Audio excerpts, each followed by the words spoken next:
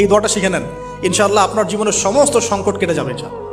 আমি নিজেও এই দোয়াটা বেশি বেশি করার চেষ্টা করি। দোয়াটা হচ্ছে, মুসা আলাইহিস সালাম একটা গাছের নিচে হেলান দিয়ে বসলেন, বসে দেখলেন দুজন মেয়ে দাঁড়িয়ে আছে দূরে, পানি নিতে পারছে না, লোকজন পানি নিয়ে যাচ্ছে, ওরা দাঁড়িয়ে আছে বেচারি।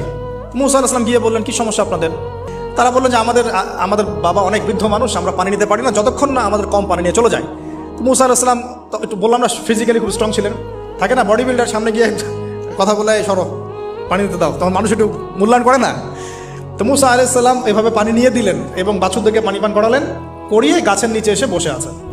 বসে বসে তিনি দোয়া করছেন, এই যে দোয়াটা তিনি দোয়া করছেন, রব্বি, একটা নেক কাজ করলেন, নেক কাজ করলেন না, মানুষের উপকার করলেন, নেক কাজ করে এসে গাছের নিচে বসে দোয়া করছেন, আল্লাহ এখানে তো আমার খাবার পানি বাসস্থান কিছুই নাই, আমি কি করব?